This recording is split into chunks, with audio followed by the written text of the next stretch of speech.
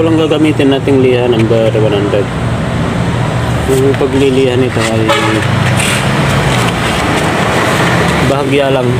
Kasi pagka linihan nyo na sagad, mawawala tong mga aspi nya. Yan, design nya. Walang paglihan yan. Bahagya lang. Yan. Matanggal lang yung pinakadumi sa ibabaw at mapakinis lang ng konti.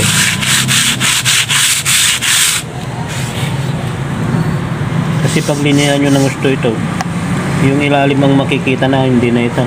Kasi itong first layer na ito manipis lang. Kaya konting liha lang siya. Matanggal lang yung dumi niya. Yan, ganyan. Medyo puputi lang konti pag naliha ng 100. Yan, bahagya lang pagliha.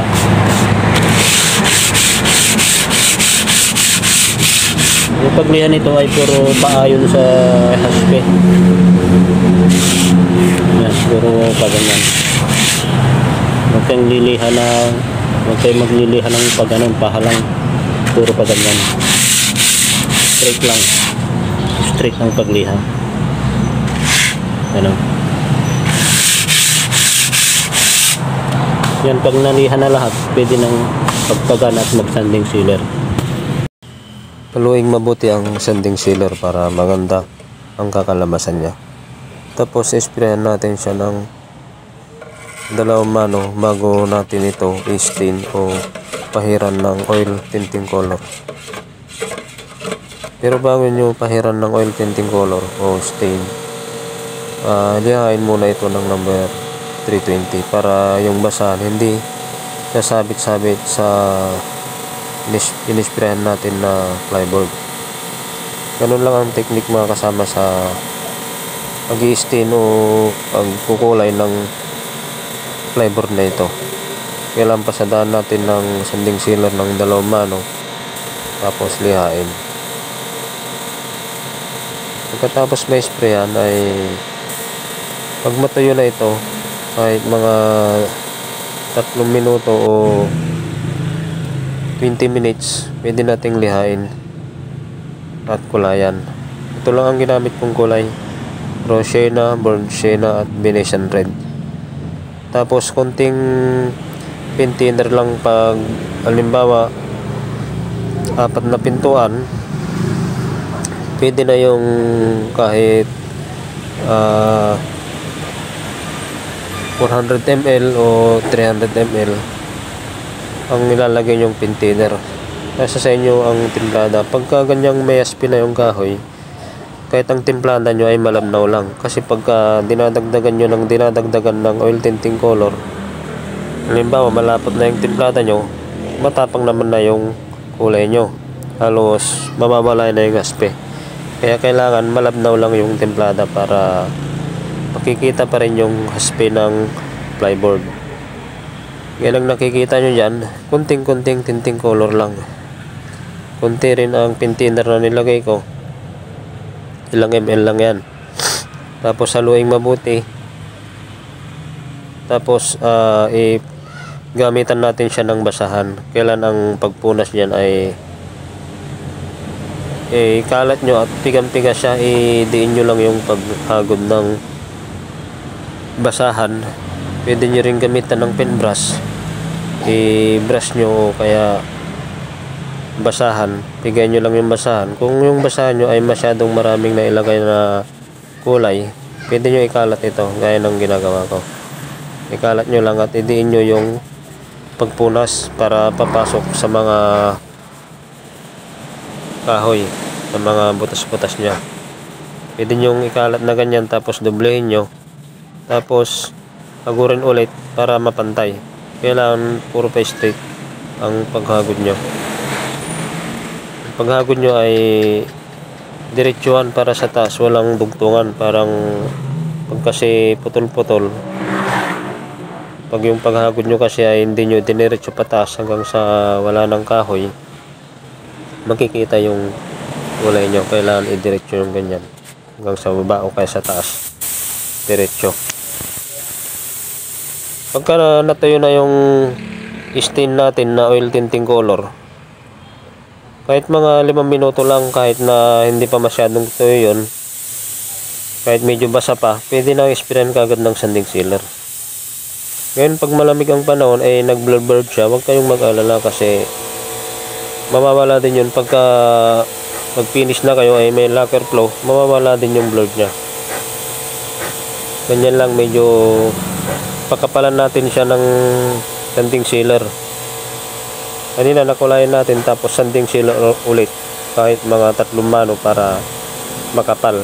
Tapos medyo mabagal lang yung pag-spray para makapal. Mas maganda yan pag nakahiga. Yung front niya, ang ginawa ko dyan, nakahiga talaga kahit na makapal yung pag-spray mo, hindi siya agos. Bali yung in-spray ko na yun ay sa likod. Yung bandang loob ng cabinet. Sa bandang loob ng cabinet kahit hindi masyadong maselan. Importante yan yung harapan niya. Ganyan, dapat nakahiga yung flyboard.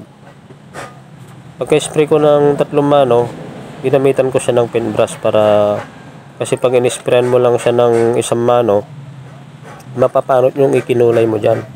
Kailangan 3 mano o 4 na mano, 5 mano pwede, mas maganda 5 spray. Saka natin gamitan ng paintbrush. Pagkatapos natin may spray ng sanding sealer, kanina, kahit patuyin natin ng kalahating oras bago natin gamitan ng paintbrush para makapal talaga siya. Kailangan kasi ang pagpapakapal yan, paintbrush, kahit 4 na mano pataas, mas maganda. Tapos saka tayo bumalot ng basahan na cotton at ibubuli. Ang ginamit ko dyan ay lacquer flow. Mas maganda kasi ang lacquer flow kasi mas matagal siyang matuyo kaysa sa lacquer thinner.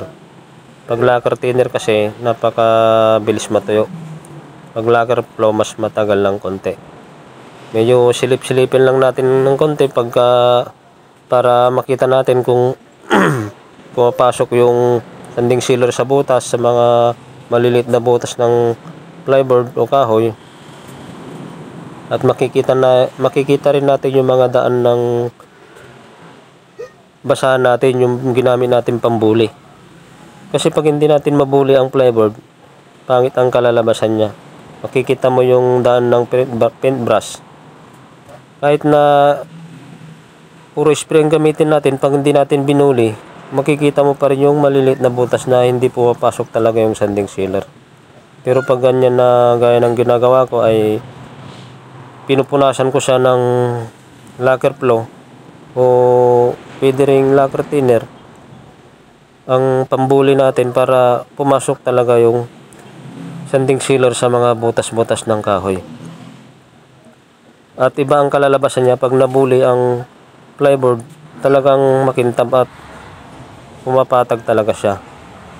Ngayon pag natuyo na siya ng mga kalahating oras o 1 oras ganon, pwede nating mag-finish ng lihain ng number 320 or 400. pinto o kaya pintuan ng Ganyan ang ginawa ko dyan, hindi na ako gumamit ng tubig. Mas maganda sana pagka tubigan natin yung liha natin para kailangan maliha ng gusto yung sanding sealer para lalong pumatag. At gamitan sana ng chinelas para meron kayong pampatag. Pero yung ginawa ko, hindi ko na siya ginamitan ng tubig kasi madali andong trabaho na to, nagmamadali sila, kaya ganyan na ang ginawa ko, niliha ko siya ng tuyo, mapatag lang ng konti at makikita yung mga medyo may agos-agos. Yun ang lihain natin mabuti para hindi kita timpla na tayo ng pag gumamit tayo ng clear gloss lacquer. Kasi pag may clear na yan, makikita mo na talaga yung mga malilit na bukol ng sanding sealer o agos. Ngayon naman, ang pampinish ko dyan ay lacquer flow lang ang thinner ko. Ganyan lang, konti lang, ganyan lang ang lacquer flow na ginamit ko sa 2 litrong clear gloss lacquer. Bago ko pala makalimutan mga kasama, bago natin isprayan ng pang final o yung clear gloss lacquer, ay pasadaan natin ulit ng sanding sealer kahit 1 mano lang. Pagkatuyo, mga 10 minutes, pwede na nating isprayan ng clear gloss lacquer. Ang dilute nito, ang thinner na nilagay ko dito ay lacquer flow lang. Huwag na kayong magdadagdag ng lacquer thinner. Kasi sobrang lamig ng panahon. Ngayon ko lang ginawa ito. November. Magde-December na. Kaya lacquer flow lang para hindi mag-blur o lalabo yung ating pampinis na clear gloss lacquer. 2 litro lang yung nilagay ko dyan. Tapos konting lacquer flow. Kailangan haluin nating mabuti para maganda yung kalalabasan niya. Kahit ang pag-spray natin dyan na pampenal, kahit 2 mano lang. Tapos yung pag-spray nyo, kailangan silipin nyo kung talagang natatabunan talaga yung flyboard. Kung talagang kumakalat yung clear gloss. Para makita nyo kung may sablay o kaya lagpas, kailangan ang pag-spray ay pulido. Kasi ito ay final na. Kailangan yung flyboard ay nakahiga. Kaya lang makikita nyo mamaya, nakahiga yung flyboard para kahit makapal yung pag-spray mo, hindi siya agos. Pagka nakatayo kasi, pag makapal yung pag-spray mo, talagang agos yun pang final mo.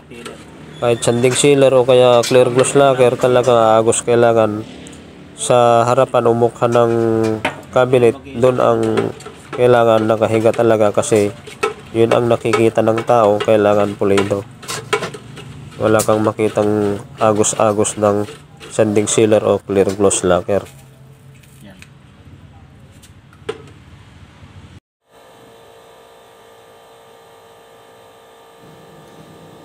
Kaya hindi ko pinas forward yung parte na yan kasi ipapakita ko sa inyo kung paano kabagal yung pag-spray ng clear gloss lacquer. Sa pag-spray ko dyan ng clear gloss lacquer